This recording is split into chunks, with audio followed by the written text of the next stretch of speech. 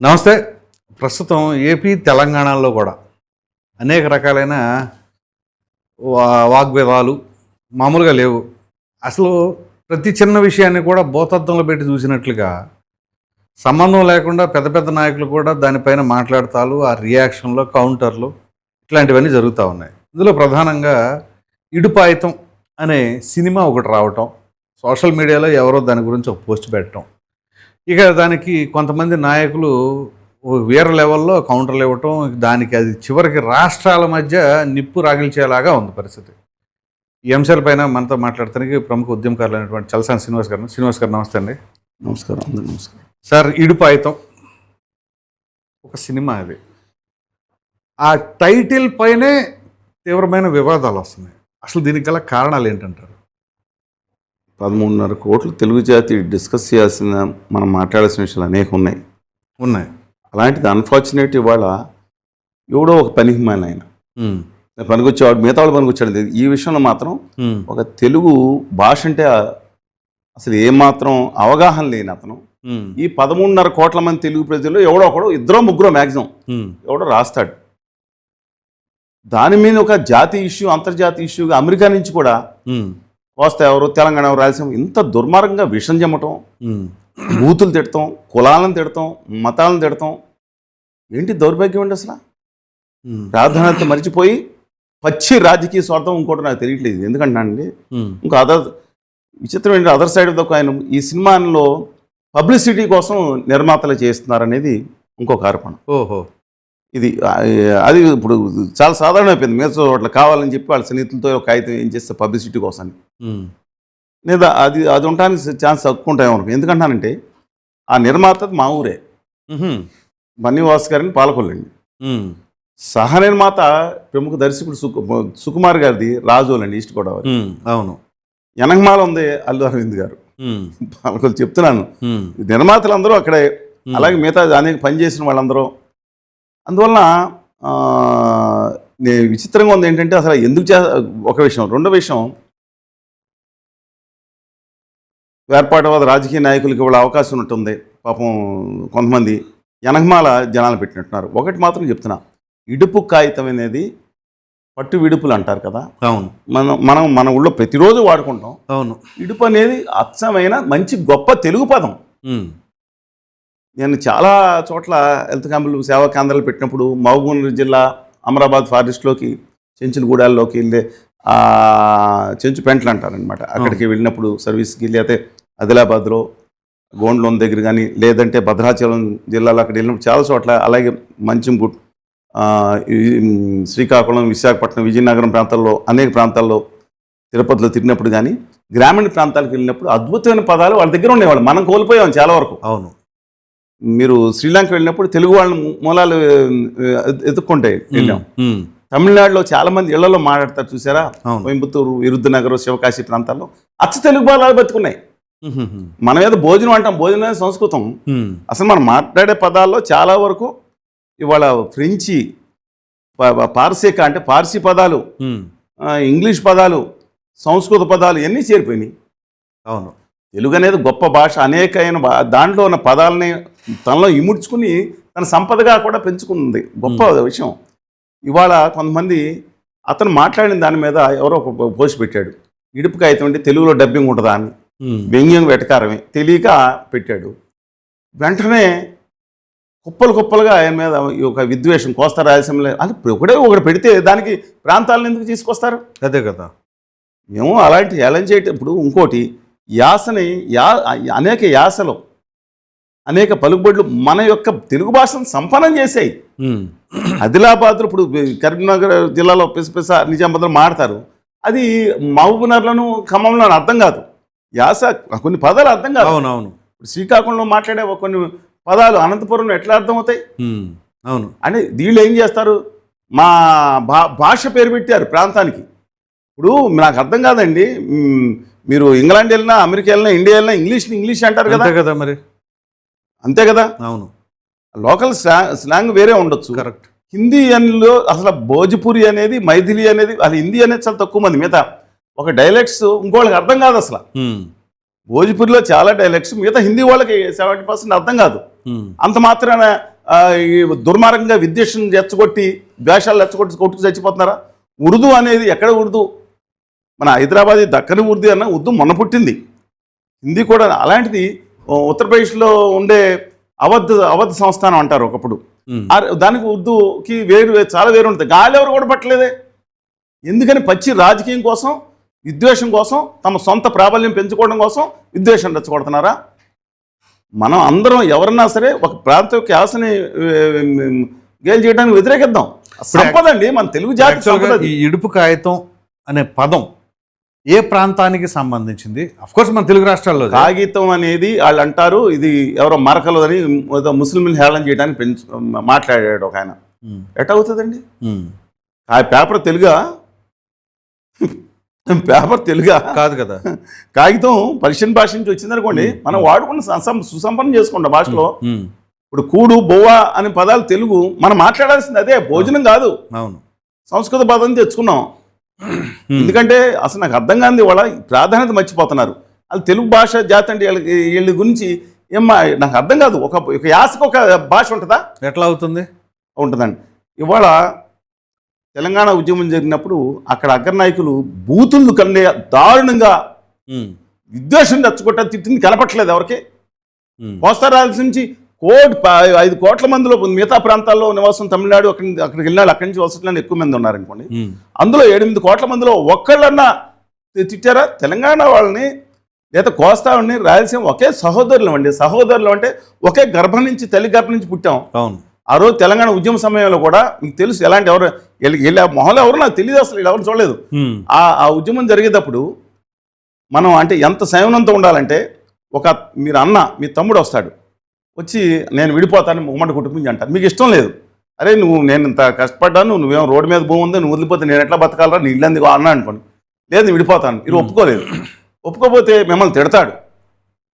మీరేం చేస్తారు? మిగతా తల్లి పదపడి అతను తిడతా తిట్టుకుని మన తల్లి మంది తిట్టుకున్నట్టే. అంతే కదా. ఎప్పుడు విభజన కోరేవాడు కొంత ఆవేశంతో ఉంటాడు. అవును.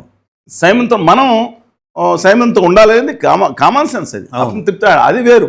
కానీ రాజకీయ నాయకులు విద్వేషాన్ని ఎంత రెచ్చగొట్టాలని చూసినా 99.99% ప్రజలు అందరూ కలిసిపోయి ఉన్నారు. అవును. ఇవాళ పచ్చి స్వార్థం కోసం వాళ్ళు చేసే కుట్రగా భావిస్తున్నాను. హేళన చేయడానికి వ్యతిరేకిస్తున్నాను. ఏ భాషా పదానైనా హేళన చేయడానికి, లేదంటే యాసని హేళన చేయడానికి వ్యతిరేకిస్తున్నా. ఇది అది తెలుగు జాతి యొక్క గొప్పతనం వీళ్ళకి తెలుసా? 13.5 కోట్ల మంది తెలుగు జాతి ప్రజలు ఉన్నారు. లిపి ఉంది, బట్టిప్రో లిపి. మళ్ళీ దాంట్లో బట్టిప్రోలు అంటే పల్లవ లిపి కింద తీసుకెళ్లారు. 4 దేశాలకు లిపి ఇచ్చిందే భాష మంది. తెలుగు కన్నడ ఒకటే లిపి. అవును.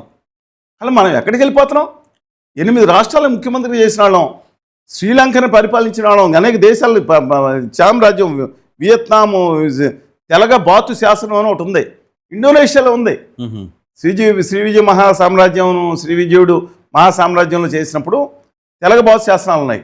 మోన్ లాంగ్వేజ్లో బ్రాహ్మణ దేశము, అక్కడ మోన్ భాష లేదా ఓల్డ్ సుండనీస్ భాషగా ఎక్కడ ఇండోనేషియా మహాసామ్రాజ్యం ఉండేది అప్పుడు అక్కడ కానీ, లేదా కెమర్, ఇవన్నీ కూడా తెలుగు పాత పల్లవి. తమిళలో క్లెయిమ్ చేస్తారు ఇది పని. బట్టిపల్లి నుంచి వెళ్ళింది. మనం అంత గొప్ప సుసంపన్నంగా ఉంటే మనం కొట్టు చచ్చిపోవడం ఏంటంటే నాకు అర్థం కాదు. ఈ ఇడుపు కాగితం అనే పదాన్ని ఎగ్జాక్ట్ ఇడుపు అంటే ఏమంటే నేను మళ్ళీ చెప్తున్నాను, అది విడాకులు అని మనం అంటాం కదా. భార్యాభర్త తెలంగాణలో కానీ, సమీప ప్రాంతాల్లో, ఇప్పుడు కృష్ణా జిల్లాలోని జగ్గపేట మెట్ట ప్రాంతాల్లో కానీ, కర్నూలు ప్రాంతాల్లో కానీ అనేక చోట్ల ఏం చేస్తారంటే, ఇప్పుడు కోర్టులు ఉండే కాదు కదండి. అవును. పెద్దల దగ్గర చూసుకుని ఇడుపు కాగితం మా ఇద్దరి మీద ఇలా కావాలి, నీకు ఇది ఇస్తాను, నీకు ఇస్తాను, ఒక కాగితం రాసుకుంటారు. విడాకుల పత్రం దాని పేరు.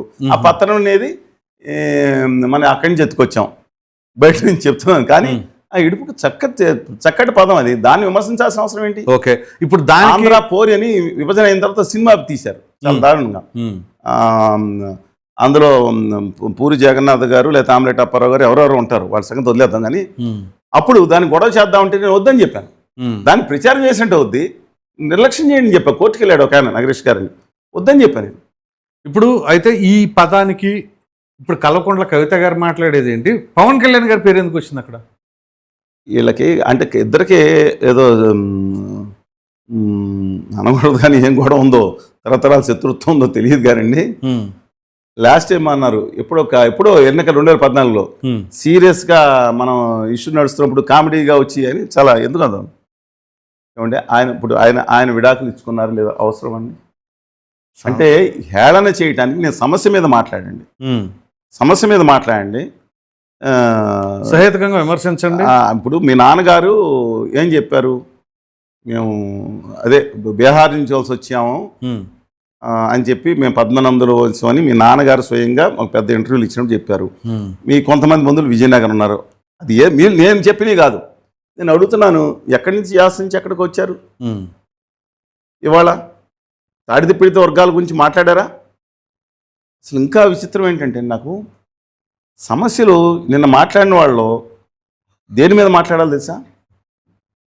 ఈ దేశంలో స్వతంత్రం వచ్చినప్పుడు దేశ చరిత్రలో 2వ అతిపెద్ద భాషగా ఉండే తెలుగు వాళ్ళు 4వ భాషగా మారిపోయిందని వీళ్ళు కొట్టుకు సావటం వల్లేనండి. పక్క రాష్ట్రాల్లో కూడా తెలుగు పోతుంది బాబంటే వీళ్ళు కొట్టుకుని. రెండోది ఇంతకుముందు చెప్పా, క్రితం సంవత్సరం 2025 మనం మాట్లాడుకున్నాం 25 ఇక్కడ ఇంటర్వ్యూలో ₹1 కోటి తెలంగాణకి రైల్వే బడ్జెట్ పెంచి 8,400 కోట్లు దాని గురించి పెంచారంటే వీళ్ళలో ఒక్కరు మాట్లాడారా? అది ఎవరికి కావాలి? తెలంగాణ ప్రజలకు అక్కర్లేదా?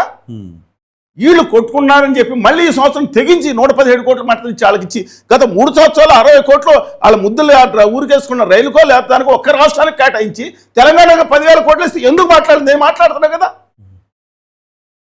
తెలుగు జాతి గొప్పతనం గురించి మనం మాట్లాడొస్తే హైదరాబాద్లో కొన్నాళ్ళ క్రితం ఉత్తర భారతీయ అంటే హిందీ అనే అసలు వీళ్ళు దాని గురించి మాట్లాడారు రారు ఎవరు వీళ్ళు. హిందీ అనే దానికి సొంత లిపి లేదు. అది యూరోపియన్ ఇండో భాష, యూరోపియన్ ఇరానీ ఇండో భాష అనేది హిందీ. దాని సొంత లిపి లేదు, అది తెచ్చుకున్నా దేవనాగరి నుంచి. వాళ్ళు హైదరాబాద్ నడిపదారిలోకి వచ్చి కూర్చుని మేము తెలుగు నేర్చుకోవాల్సిన పని లేదు, ఉత్తర్వులు ధర్నా చేస్తే మరి ఒక్కరు మాట్లాడలేదా తెలుగు భాష ఇదంటే అని? మీరు తమిళనాడు వెళ్ళండి లేదా పంజాబ్ వెళ్ళండి, గుజరాత్ వెళ్ళి స్థిరపడండి. మీ పిల్లల్ని అక్కడ 15 సంవత్సరాలతో తీస్తే ఒక గుజరాతీ అక్షరం లేకుండా మీరు డిగ్రీ పట్టభద్రులే అవకాశం ఉందా?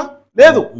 అది తెలుగు రాష్ట్రాల్లో నా దౌర్భాగ్య పరిస్థితి ఉందని భాషోత్సవ సమాఖ్య మేము చైతన్య సమితి చాలా మాతృభాష మేము అందరం అనేక ఉద్యమాలు చేస్తే పెద్దలు చాలామంది చేశారు అనుకుంటారు.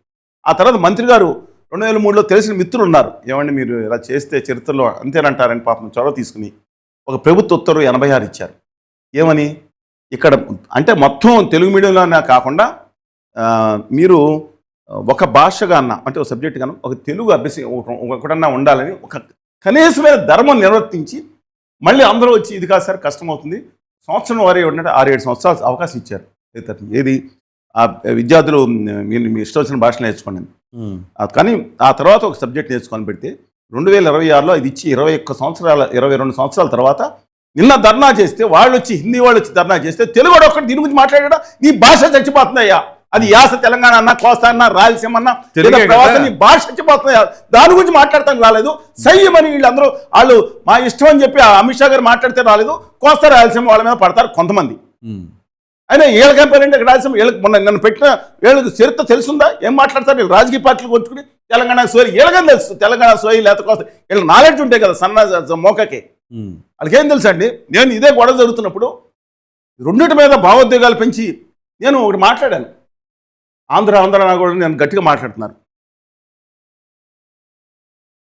అన్య భాషలు నేర్పి ఆంధ్రంబురాదనుచు సకిలించు ఆంధ్రుడా చావెందుకు రాని తెలంగాణలో ఉన్న తెలుగు వాళ్ళని ఆంధ్రులు ఎవరండి ఇప్పుడు అని కాళోజీ నారాయణరావుకి తిట్టాడు. ఏమి వేషం అనేది ఏం భాష నిజాన్ని ఎందుకు అనుకరిస్తావు? తెలుగు భాష అంటే ఆంధ్ర తెలుగు పర్యాపదాలు అవును అని తిట్టింది ఎవరు? కాళోజీ నారాయణరావు గారు. ఆయన ఎవరు? మహారాష్ట్ర ఆయన, తల్లి కన్నడిగా. ఓకే, వరంగల్ వచ్చి స్థిరపడ్డాడు, మంచి కవిగా ఉన్నాడు. ఆయన పుట్టినరోజున తెలంగాణ భాషా దినోత్సవం కింద భాషా దినోత్సవం చేసుకుంటున్నారు. ఒక మరాఠాయిని గౌరవిస్తున్నారు. అది మన ఇబ్బంది. మా తెలుగు పాటకు రాసిన శంకరపాటి సుధాచార్య గారు తమిళుడు, గౌరవిస్తున్నాం. అది గొప్ప. ఏ రాష్ట్రంలోనే ఎంత గొప్ప ఉదాహరణ హృదయాలు లేవు, మనకున్నాయి తెలుగు బిడ్డలో. సత్యం అండి ఇది. అలాగే బమ్మెర పోతన రాసింది ఏంటండి? అప్పుడు మొదటి కవి అని అన్నారు. నన్నయ్య మాకే మొదటిగా ఒకళ్ళు బొమ్మరి పోతనే మొదటిగా పెట్టుకోండి, మాకేంటండి? మా తెలుగు జాతికి ఆయనే మొదటి కవిగా పెట్టుకోండి, బాగా రాసింది తప్పులేదు. ఆయన రాసింది ఏంటి? శ్రీ మదాంధ్ర మహాభాగవతం. ఆంధ్ర భాగం ఆయన రాసింది అది. పూణే మా చేతులు రాశారు. అప్పుడు ఎవరు కవులంట అహంకారపూరితంగా తెలంగాణలో ఇది ఎక్కడ లేదని మాట్లాడతాం, దుర్మార్గపూరితం. కోస్తాకు సంబంధించిన పెద్ద కవి పండితులు. ఆ పండితులు ఏమన్నా మాకేమైనా మన గొప్ప వాళ్ళ మాకు రాస్తే దాని మీద గోల్కొండ కవులు సంచిక వేశారు. సుర్రం ప్రతాప్ రెడ్డి గారు అద్భుతంగా తీర్చిచ్చారు. ఆయన రాసింది ఏంటి? ఆంధ్రుల సాంఘిక చరిత్ర. ఎక్కడి నుంచి? శ్రీలంక నుంచి పెషావర్. అప్పుడు ఇది పాకిస్తాన్లో కూడా అనేక తెలుగు కుటుంబాలు ఉండి, అంటే ఇప్పుడు పాకిస్తాన్ ఉంది, అప్పుడు దాంట్లో ఆ మొత్తం అక్కడక్కడ ఒడిశా నుంచి మహారాష్ట్ర అందరు, ఆంధ్రప్రదేశ్, తెలంగాణ, ఎక్కడ అందరు తెలుగు వాళ్ళ గురించి రాసిన ఆంధ్రుల సాంఘిక చరిత్ర. ఎవరి మీద ఉమ్మేస్తారు? మరి ఇప్పుడు అయితే కవిత ఎందుకని పవన్ కళ్యాణ్ గారి పేరు పదే పదే ఉచ్చరించడం, దీనికి సంబంధం లేకుండా ఇది రాజకీయంగా కళ్యాణ్ గారు తెలంగాణలో బీజేపీతో తీసుకొస్తున్నారు, ఏదైనా జరుగుతుందని బీజేపీ కాబట్టి పట్టలేదని అనే లోపల పెట్టుకుని మాట్లాడుతున్నారు. ఒక ఆకాంక్ష అనేది తెలంగాణ కవి ఒక ఆయన మాట్లాడతా ఇది మంచి పద్ధతి కాదని గొప్పగా ఉదహరించాడు, దాన్ని అమలుస్తా. కానీ ఇది కావాలని చెప్పి అంటే ఇప్పుడు మీరు అంటూ ఉంటారు ఆంధ్రప్రదేశ్ విభజన హామీలు కావాలి, ఆత్మగొంత బతకాలంటే ఏదన్నా అక్కడ తీసుకొస్తున్నారు అవకథ అంటే నేను అవకథకు మీరు అనుకోండి, ఆంధ్రప్రదేశ్ తెలంగాణ గొప్పగా ఉండాలని చెప్పి నేను కోరుకునేది కరెక్టే. కానీ ఈవిడ అవకథ అంతా కళ్యాణ్ గారు అయ్యారు. ఆయన మాట్లాడారా? ఏదొచ్చినా కానీ దానికే కనెక్టివిటీ ఆయన మాట్లాడారా? సరే, రెండో విషయం, ఇదే విషయం బాగా భావోద్వేగాలు జరుగుతున్నప్పుడు వాళ్ళు కూడా తెలియదండి, వాళ్ళకి వస్తారు కామెంట్ చేస్తాను. జరుగుతున్నప్పుడు ఇద్దరి మధ్యన గత 70 సంవత్సరాల నుంచి చేయని ప్రయత్నం చేశాను. ఇప్పుడు ఆ రోజు తెలంగాణ, కోస్తా, రాయలసీమ అందరు ఇంట్లోకి చూస్తుంది. సామాజిక అంటే మేజర్ మనం చోట కూర్చోబెడితే ఎలా ఉంటుందంటే తిడతారు అన్న మిమ్మల్ని భయంకరంగా, కోస్తా వాళ్ళు, రాయలసీమ, తెలంగాణలో అలా ఎవరికాడు అవుతాడు. ఆవిడేమో జగడపాటి రాజగోపాల్ గారు ఏమో గట్టిగా హీరోలా ఉంటాడు, ఇక్కడేమో కల్వకుంట్ల గారు మన బీహార్ నుంచి వచ్చారని చెప్పారు కదా, ఆయన సెక్షన్కి ఇద్దరు ఉంటారు. అటు సైడ్ కానీ ఇటు సైడ్గా ఉండాలంటే నేను ఎందుకు ఉండాలి? స్వతంత్రంగా ఉండాలి. తెలుగు జాతి 13 కోట్లు భౌగోళికంగా విడిపోయిన ఆ రోజు ఏం చెప్పారు? నేను వెంటనే ఏం చేశాను తెలుసా మీకు? వెంటనే ప్రొఫెసర్ కోదండరామ్ గారిని, ఆ రోజు ప్రొఫెసర్ కనకదుర్గ గారు, ఆవిడే నేను తప్పుగా మాట్లాడుతున్నాను, ఆ రోజు గౌరవంగా ఉన్నారు. తర్వాత ఒకప్పుడు కోస్తాని చూసాను. అలాగే టంకశాల అశోక్ గారు, ఎడిటర్ గారు, ప్రొఫెసర్ జయశంకర్ గారిని, హరీష్ రావు గారిని వాటర్ మీద ట్రైన్ చేయడానికి, ఆంధ్రప్రదేశ్ నుంచి విఎస్ రెడ్డి గారు, తర్వాత ప్రొఫెసర్ రామకృష్ణరాజు గారు, దళిత రతనరాజు అందరిని తీసుకున్న మీటింగ్ పెడితే ఒక నాగార్జున కుర్రాళ్ళతో నన్ను ఒక ఎంపీ గారు ఈడేవాటి మీటింగ్ పెడతానికి బట్టలు తీసి కొట్టిస్తామని స్టేట్మెంట్ ఇప్పించారు. మీ మీద? నా మీద. ఏదో మంచి ప్రయత్నం నేను చేశానండి. కేసీఆర్ గారితో ఏ రోజు ఆయన నేను జీవితంలో మాట్లాడుకున్న సందా ఇక్కడ టీవీ చర్చల్లో గట్టిగా మాట్లాడాను, ఏ రోజు కలవలేదు. కానీ కొండా లక్ష్మణ్ బాబుజీ గారిని ఒక గొప్ప వ్యక్తి, 69 తెలంగాణ గురించి ఆయనతో కలిసాం. ఆయన కోస్తాకు కూడా వచ్చి మీటింగ్ పెట్టారు. అలా కాదు అన్నదమ్ములు విడిపోతుంది, అది ఒక అన్నదమ్ములు విడిపోతే ఇబ్బందులు ఉంటే విడిపోవచ్చు. వాళ్ళ తెలుగు వాళ్ళు 4 రాష్ట్రాల్లో చీలిపోయారు. వాళ్ళ హంపి విజయనగరం ప్రపంచ చరిత్రలోని 2వ అతిపెద్ద నగరం. శ్రీకృష్ణదేవరాయ గారు పరిణించినప్పుడు ప్రపంచ చరిత్రలోనే 2వ అతిపెద్ద నగరం. మళ్ళా చెప్తున్నాను, అది పెకింగ్ నగరం తర్వాత 2 కైరో, ఢిల్లీ లేదు. ఢిల్లీ ఎక్కడుందండి? లండన్ కూడా మూలకు రాలేదు దానికి, వచ్చి రాదు. అసలు మనం దాన్ని కోల్పోయాం. తెలుగు వాళ్ళు గొప్పవాళ్ళు, విజయనగరం చొక్కనాథ నాయుడు, రఘునాథ నాయుడు అందరూ పరిపాలించిన తంజావూరు, మదురై, చన్నపట్నం, అంతెందుకండి మనం దాని గురించి మాట్లాడలేదు. వాళ్ళ చర్చ దేని గురించి జరుగుతుంది? మాట్లాడితే కోస్తా, తెలంగాణ, రాయలసీమ. ఏందండి నాకు అర్థం. దీనికి అంతం ఎప్పుడండి? అసలు ఇంత విద్వేషం తెచ్చుకోవాల్సిన అవసరం ఉందా? నాకు అర్థం కావట్లేదు. దీన్నే లైమ్ లైట్ తీసుకొచ్చి మాట్లాడుతున్నారంటే అంటే ఇక అదే వాళ్ళ ఫార్ములానా సస్టైన్ అవ్వాలంటే? ఎన్నాళ్ళు వాడతారండి ఫార్ములాని? ఎంతకాలమైనా వాడతాం. ఇప్పుడు రాష్ట్రం విడిపోయింది కాదండి, తెలుగు భాషను అవతల రుద్దేస్తున్నాడు. ఇండో యూరోపియన్ భాష ఇప్పుడు ఇంగ్లీష్ అనేది నేర్చుకోవాలి, ఉపాధి భాషగా మారింది. తప్పనిసరి పరిస్థితిలో ప్రపంచ అనేది హిందీ అవసరం లేదే. ఉత్తరాది రాష్ట్రాల నుంచి హిందీ వాళ్ళు వచ్చి 99% మీ రాష్ట్రాల్లో స్థిరపడే వాళ్ళందరూ కూడా ఉత్తరాది రాష్ట్రాల్లో, హిందీ రాష్ట్రాలు 5 రాష్ట్రాల నుంచి వస్తున్నారు అనుకోండి పనికి. వాళ్ళు హిందీ వాళ్ళు తెలుగు నేర్చుకుంటారు, మీరు హిందీ నేర్చుకుంటారా? మీ ప్రాంతం నుంచి ఏ ప్రాంతం నుంచి 1% కూడా వెళ్ళి ఆ రాష్ట్రాలు స్థిరపట్టలేదు. ఎవరో బీహార్లో ఎవరిని స్థిరపడుతున్నాడా మీ దగ్గర నుంచి వెళ్ళి? ఉత్తరప్రదేశ్, రాజస్థానా, మధ్యప్రదేశ్, హర్యానా ఎవరు నిలబడతాడు? 1% వెళ్తాడు, 99% వస్తున్నారు. అసలు ఇంత దారుణం జరుగుతుంది. నడిబదర్లో చేస్తా వాళ్ళ గురించి ఎందుకు మాట్లాడలేదు? మీరు భాషల గురించి మాట్లాడుతున్నారు, ఇక్కడ రాష్ట్రమే పోతుంది. ఇంకొక విచిత్రం బాధ చెప్తాను. కేంద్ర ప్రభుత్వం తెలంగాణకి మిగులు జలాల విషయంలో అన్యాయం జరుగుతుంది, ఆంధ్రప్రదేశ్ 2 ఏకమైపోయి మేము కింద ఉన్నాం, మాకు అన్యాయం జరుగుతుంది, దుర్మార్గమైన మధ్యంతర వృత్తి ఇచ్చారని సుప్రీంకోర్టుకి వెళ్తే ఆ కేంద్ర ప్రభుత్వం వీళ్ళెవరు కానీ కోర్టులో మనకు అఫిడవిట్కి వ్యతిరేకంగా చేసేసింది. వీళ్ళెవరు మాట్లాడాలా, వీళ్ళు అక్కర్లా. దాంతో ఇక్కడ అప్పుడు కోస్తా రాయలసీమ నాగార్జున సాగర్ చిచ్చు పెడితే పోలీసులు వచ్చి కొట్టుకున్న సందర్భం వచ్చింది. వీళ్ళు తెగించేసి కేంద్ర ప్రభుత్వం ఏళ్ళలో పెడితే కొట్టి చచ్చిపోతారు వీళ్ళు బాగా ఒక్క అగ్గిపొల్ల వేస్తే చాలు మనం రగిలించుకుందాం అని చెప్పి తెగించేసి ట్రిబ్యునల్లో కూడా వేసేసింది 2 రాష్ట్రాలకు వ్యతిరేకంగా. వీళ్ళు మాట్లాడట్లా, ఎందుకని చిన్న వీళ్ళు కొట్టుకు వస్తారు. ఇవాళ క్యాన్ చేసి దుర్మార్గం నాగార్జున మిగతా ప్రాజెక్టులు ఇవ్వచ్చు 6 నెలలు సెటిల్ కాకపోతే సెటిల్ చేయాలి.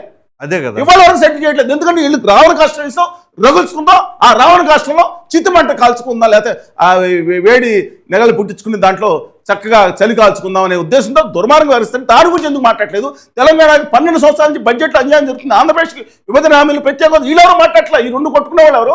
ఆంధ్రప్రదేశ్ ప్రత్యేక మాట్లాడట్లా, భావితరాల గురించి మాట్లాడలేదు. తెలంగాణలో ఒక రిప్రజెంటేషన్ సెంటర్ లేదు, ఒక నేషనల్ ప్రాజెక్ట్ లేదు.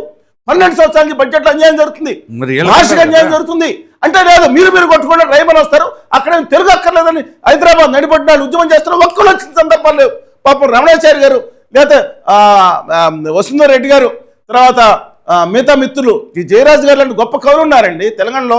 నిజంగా నేను అప్రిషియేట్ చేస్తున్నా. అందిస్తున్నటువంటి గొప్ప కవులు గుండెల్లో పెట్టి చూసుకున్నా. తెలంగాణ కవులు అంటారని మా తెలుగు జాతికి సంబంధించిన ప్రపంచం గొప్ప కవులు వాళ్ళు. రైట్. మీరు మా వంగపండు గారి లాగా. మీరు ఇప్పుడు ఇంత ఆవేదన చెందుతున్నారు. ముందు ఆ సఖ్యత అనేది మనలో మనం కొట్లాడేంటి, మనకు కావాల్సిన వాటి కోసం మనం పోరాడాలి కేంద్రం పైన అనే మినిమం సెన్స్ లేకుండా కొట్టుకుంటా ఉంటే ఎప్పుడు రాష్ట్రం బాగుపడుద్దండి? ఇక తెలుగు రాష్ట్రాలు, అదే తెలుగు రాష్ట్రాలు. ఎందుకంటే సింగరేణి కాలేజ్ని గుమా వ్యాపారులు కాచేద్దామని చూస్తుంటే దాని గురించి మాట్లాడలా. విశాఖపట్నం స్టీల్ ప్లాంట్ని అడ్డంగా చేస్తుంటే దాని గురించి ఇష్యూ రావట్లా. తెలుగు భాష నిలుపుకుందాము, తెలుగు భాష నిలుపుకుందాము అంటే దాని గురించి మాట్లాడట్లా. పక్కనావిడ మీద రెచ్చగొడదామంటే మాట్లాడుతూ ఉన్నాను. తెలంగాణ అనేది ఇదే ప్రశ్నకి వస్తే నేను ఒకటే గుర్తు చేస్తున్నాను. 2000 సంవత్సరాల క్రితం కోట్లింగాల్లో మొదటున్నారు ఆంధ్ర శాతంలో, లేదా మంగళగిరి అమరావతిలో ఉన్నారా, లేదా ప్రతిష్టాలను ఉన్నారనే తర్వాత సంగతి. ఇదే అహంకార ధోరణిలో వాళ్ళు వ్యక్తపరిస్తే మనం కొట్టుకోలే. ఉత్తర భారతదేశానికి ఏకైక సంస్థానం పెద్దది మగధ సంస్థానం, మగధ సామ్రాజ్యం.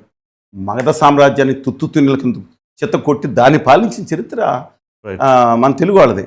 గుజరాత్ని చేయించి పాలించాం. ఇవాళేమో ఎవడో పెట్టిన కుట్రలో తీసుకుని వస్తే ఇదేంటండి? అందుకని నేను ముఖ్యంగా కోస్తా రాయలసీమగా పోస్టులు పెట్టే వాళ్ళకి విజ్ఞప్తి చేస్తున్నా. తెలంగాణలో పల్లెల్లో మళ్ళా చెప్తున్నా, పల్లెల్లో అసలైన తెలుగు పదాలు దొరుకుతాయి. ఉర్దూ మిక్సింగ్ వచ్చి ఉండొచ్చు రైట్ పట్టణ ప్రాంతాల్లో. మరి కోస్తా రాయలసీమల్లో సంస్కృతాలు మిళితం కాలేదా? సంస్కృతం కూడా ఆ భాషేనండి, ఉత్తర భారతీయ భాషే, మన ద్రావిడ దేశ మూల భాష. కానీ నేను స్వీకరించాను, మిగతా వాళ్ళు తీసుకోండి. చాలా పదాలు వచ్చి ఉండొచ్చు, కొంతమంది బాధ కలిగి ఉండొచ్చు. నా తెలుగు బిడ్డగా నేను మాట్లాడుతున్నాను, ఈ దేశ మూలవాసులుగా మాట్లాడుతున్నాను. అందువల్ల మై హంబుల్ రిక్వెస్ట్ అండి, భాషను మనం బతికించుకునే దాని మీద. ఒక భాష నశిస్తే ఒక జాతి అస్తిత్వం నశిస్తుంది. తమిళనాడులో ఎన్నాళ్ళున్నారు, కొంగునాడు డిఫరెంట్ అండి, మీకు తెలుసు కదా. కొంగునాడు డిఫరెంట్, లేకపోతే మధురై వేరు. వాళ్ళు ఎవరైనా ఇలా మాట్లాడుకున్నారా? అసలు పొరపాటు కూడా మాట్లాడరు. అసలు కర్ణాటకలో ఉన్న తమిళ ప్రాంతాలు ఉన్నాయి, మీది మాట్లాడుకున్నారా? లేదు. ఎందుకు వచ్చింది? చిచ్చు పెట్టి 13.5 కోట్ల మంది తెలుగు ప్రజలు ముక్కలు చెక్కలు ఇంకా దుర్మార్గం చేసి భాష ప్రాంతాలకు విడిపోయిన అన్నదమ్ముల్లో కలిసి ఉందాం అన్నారు కదా. అవును, జయశంకర్ అనలేదా? అన్నారు. ఇవాళ గోర టెంకర్ అండ, అందశ్రీ అండ, గొప్ప కవులు మా వంగపండు మాట్లాడలేదా? రాజకీయ నాయకులే దీన్ని అంటగలుగుతున్నారండి. రాజకీయ నాయకులు స్వార్థం కోసం ఆ రోజు హీరో అవటానికి. ఇప్పుడు నేను ఎటో ఒకటి మాట్లాడాననుకోండి, ఎందుకంటే ఇప్పుడు తెలంగాణ సంస్కృతి ఆంధ్ర కోస్తా సంస్కృతి అంతా మిళితమైన గొప్ప సంస్కృతి మనది. విభిన్న, మళ్ళీ చెప్తున్నాను, ఏ సంస్కృతిని కూడా మనం తక్కువ చేయాల్సిన పని లేదు, సాల్యూట్ చేయాలి. రైట్. తెలంగాణ మూల పల్లెల్లో ఇంకా మిగిలిన ఆ యొక్క అద్భుతమైన పదాలు, అలాగే రాయలసీమలో, కోస్తాలో, ఉత్తరాలో ఉన్న గొప్ప భాష మనది. ఏమండి, మీకు ఇందాక చెప్పాను, ఆయనకి దేశాలను పాలించిన చరిత్ర ఉంది. మనలో మనం కొట్టుకుని కొనారిల్లిపోతే ఆ ఢిల్లీ పాదుషాలు చక్కగా ఆస్వాదిస్తుంది. అది వద్దండి. నా హంబుల్ రిక్వెస్ట్ చెప్తున్నాను. వీళ్ళెవరో ఉద్యమాల్లో పాల్గొన్న ఒక దేశపతి శ్రీనివాస్ గారి గురించే తప్ప మిగతా వాళ్ళు ఎవరైనా గట్టిగా పాల్గొన్న ఆ రోజుల్లో కనపడలేదు.